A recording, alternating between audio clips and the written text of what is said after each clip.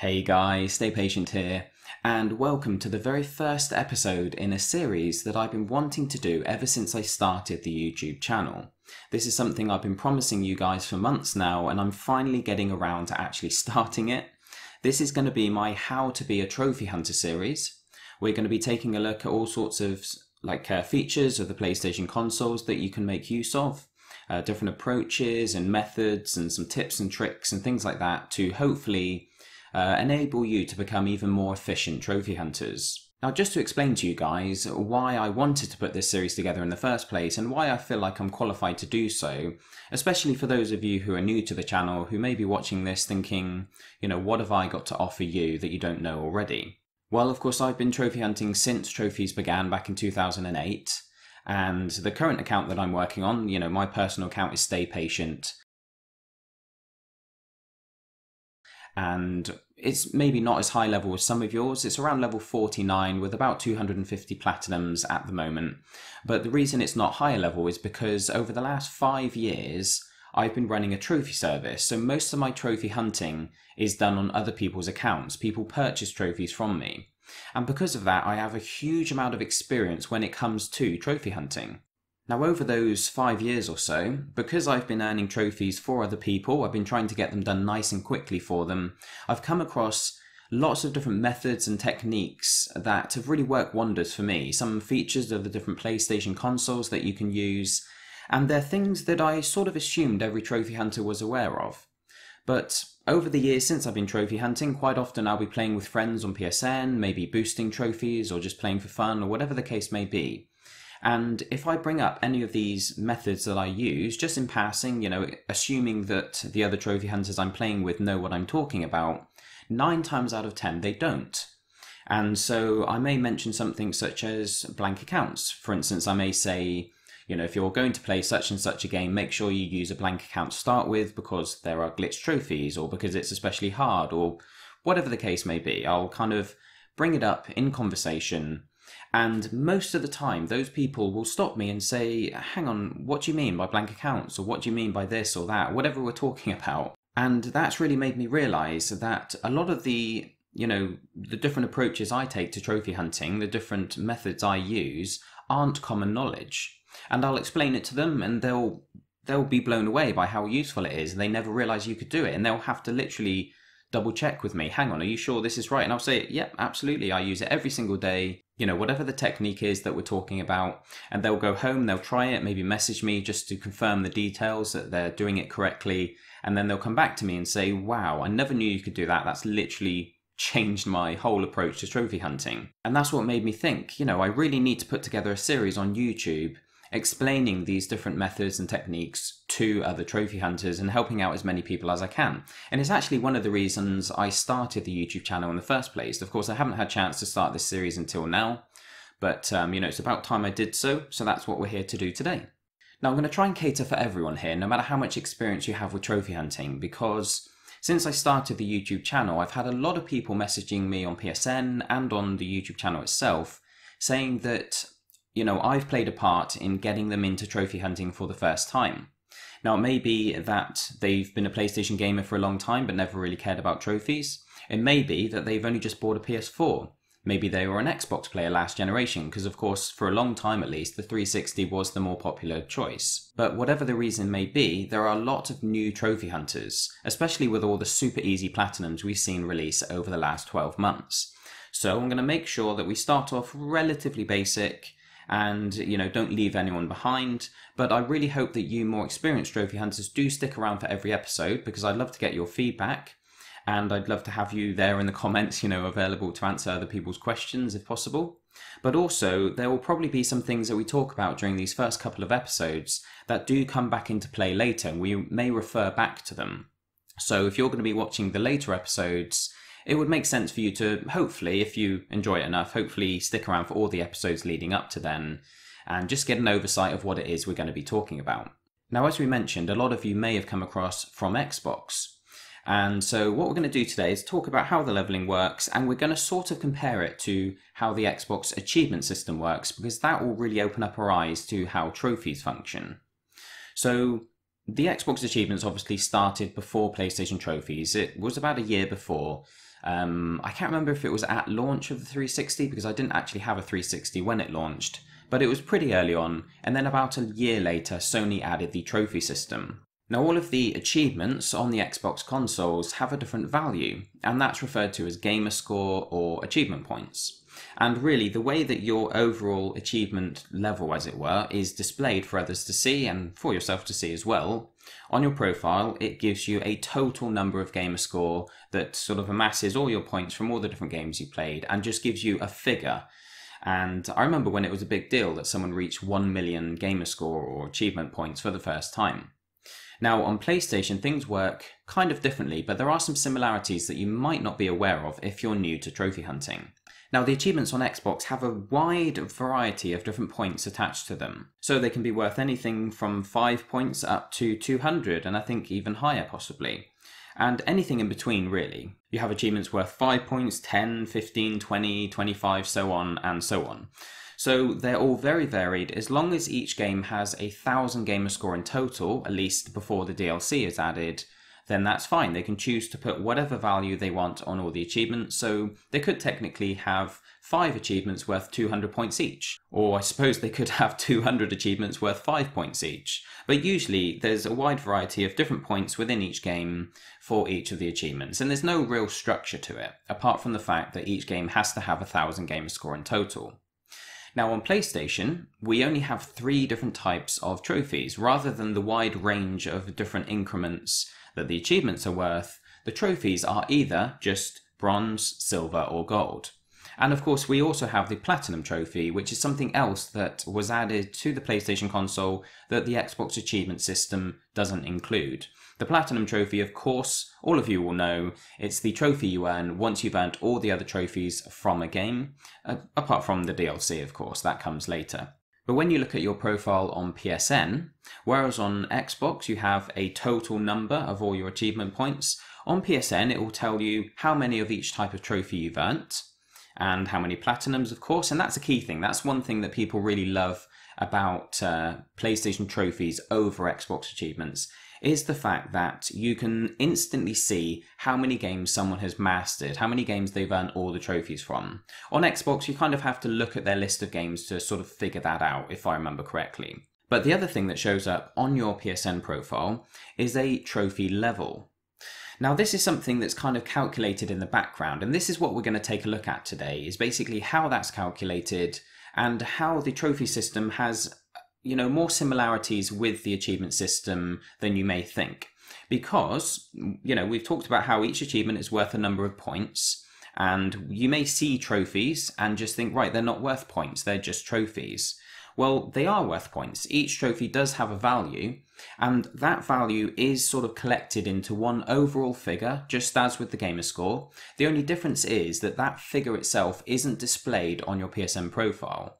What happens is that figure is translated into a level. So we're going to have a look at a very useful link here. Now this is on a website called PlayStationTrophies.org, and the majority of you watching this will know all about this website and probably use it on a regular basis like I do. It's great for guides and the forum's great. It's just great for everything trophy related. Now we're here, I'm deliberately on Google because I want to show you that the way I find the link that we're going to be looking at, the forum thread, is by searching for PlayStation Trophy Calculator. Now, I'm not going to be using this necessarily as a calculator right now, but it's just a term that I find always brings it to the top of the Google results. So the actual link is called Trophy Points Guide, so I suppose you could search for that if you like. This is on PlayStationTrophies.org, and what this does is it's sort of collected together all the information regarding trophy leveling, and we're going to take a look at it so that you guys get a better picture of how your trophy level is calculated based on the trophies that you've earned. So if we just zoom out a bit here, because I think my computer likes to be zoomed in for some reason. Okay, so the Trophy Points Guide. Now we're not going to read through every single line of this. What we're going to jump to is this here. Okay, how many points each type of trophy gives. Now this is quite simple and easy to remember. Bronze trophies are worth 15 PSN points or trophy points. We'll call it trophy points from now on. So bronze is worth 15 trophy points. Silver trophies are worth 30 trophy points. Golds are worth 90 and platinums are worth 180. So every time you earn a trophy, it's not just adding a new trophy to your collection of trophies. You know, if you earn a bronze, it's not just adding one more bronze to your number of bronzes. It's actually adding 15 PSN points to your overall collection, and that will level you up. So when you look at your PSN profile, you'll see a level, and it's very much like an XP bar. Every time you earn trophies, it adds a little bit to it depending on the value of the trophy until you level up. Now, let's just take a look at PSN profiles here just to give you an example of this. What am I doing here? Let's go to my profile quickly. Okay, so you can see here is my bar. This is very similar to what you would see on the actual PS4 itself when you look at your profile. So I'm level 49. On here it gives you a bit more information, so it tells me that I'm 37% of the way towards level 50, and it tells me how many more points I need to reach level 50. Now these two sites, psnprofiles.com and playstationtrophies.org, are both sites that we're going to look at in more detail in a future episode. So we're going to show you, or I'm going to show you, how to go about using them to their fullest, because they have some really useful features if you're wanting to get into trophy hunting. But this is one feature here. Obviously it tells me how close I am to the next level. Now that's how the bar is displayed. And you can see all the trophies I've earned here, and all those trophies are basically, the points from those trophies are collected into a figure, which then translates to level 49. Now it works very much like XP in video games, like I mentioned. And here, as you know, when you're playing an RPG or something, you may go online and look for a chart that tells you how much XP you need for each level. And that's basically what this thread is. This is a trophy points guide, and it lets you know how many PSN points you need for every level up. So when you're level 1, you start off at level 1, you don't need any points, obviously, that's where you begin. But to get to level 2, you need 200, and then level 3 is 600. Now this is actually the total number of points you need to reach the level, not, this is a cumulative. So to reach level 3 from level 2, you'd actually only need 400 points, but 600 is the total you need to reach level 3 from level 1, if that makes sense. So when we come up here, so for instance, level 57, you need 438,000 points. That doesn't mean when you reach level 56, you need another 438,000. It means that if you have 438,000 trophy points in total, then you will be level 57. Now this is quite interesting to look at, because when we go down to the earlier levels, you'll notice that the number of points you need per level does climb quite consistently for a while, and then it levels out. So someone who has reached, for instance, level 12, on the way to level 12 you need a few hundred to begin with, and then it jumps up to 1,200 here, and then 1,600, then 2,000. Once you get to level 6, actually, it stays at 2,000 for several levels. So it levels out for the first time here. So 2,000 to get to level 7, another 2, another 2, another 2, all the way up to level 12. And then it really jumps up to 8,000 per level. So if you're quite new to trophy hunting and you find that you're leveling up really fast and you get to level 12 and then suddenly you slow right down, then this is why. Because as soon as you get to level 12, there's a big jump in the required points. So going from level 12 to level 13 requires another 8,000 points, 16 to 24,000. And that stays the same as far as level 24, if I remember correctly. Yes. No, where are we? My apologies, guys. It stays the same up to level 26. So level 25, you need another 8,000 to get to level 26. And then it jumps up again. It doesn't jump up much, but it jumps up to 10,000 points per level. And then, as far as I know, it stays there. In fact, all the way up to level 81 is how far it goes here. And they haven't sort of gone further than that, but it's safe to assume that it stays at 10,000 because the actual PSN level max is 100. It will only show you up to level 100. If you get enough trophies to reach level 100, then it won't go higher than that on the PS4 itself. But you can go to some websites which will calculate what level you would be, and some people are level 200 plus, maybe even higher. And so it's safe to assume that the rest of the levels require 10,000. So that gives you an impression of, how many points are required for some of the levels. Some of you may have reached level 12 and you may be thinking, right, there's someone on my friends list who's level 24. And so they are twice my level. but really that's not the case at all. In fact, the total points you need to reach level 12 are 16,000, but by the time you get to level 24, 16,000 only levels you up twice. So it gives you an impression of the scale involved. Obviously you level up nice and quickly to begin with, and then it levels out and you need quite a lot of points. In fact, we're going to look at now the kind of value of trophies. We've talked about the fact that each trophy has a value, and to give you an idea of how many platinums you might need to level up, we're going to take a look at PSN profiles here and go to the games list. Now, we already spoke about the fact that on Xbox, the games have to have 1,000 gamer score. That's like a law that they've got on the console. And that's one thing that's quite annoying. That's one thing I don't like about trophies, because trophies are much less consistent. And some games, although, you know, like I say, Xbox, every game has 1,000 gamer score, and that's kind of the equivalent of earning a platinum, is, you know, earning every achievement from the game. On PlayStation, some games don't have a platinum. In fact, they have far fewer points than games that do have a platinum. So if we have a look here, this is just the most recent releases, so we're going to use this as an example.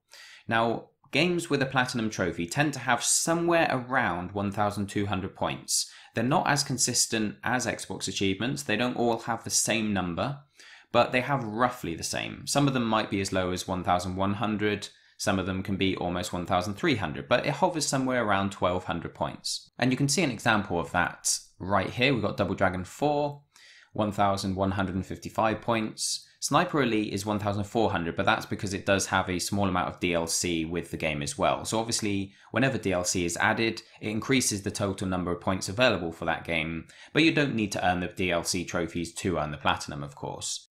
Down here, we've got Subterrane, 1,215 points, 1,170, 1,230. So as you can see, there's a wide variety of different trophy values or points available from games with a platinum trophy. But here are some examples of the games that we mentioned that don't have platinums. We've got Momodora here, only has 285 points, and Super Magical has 315.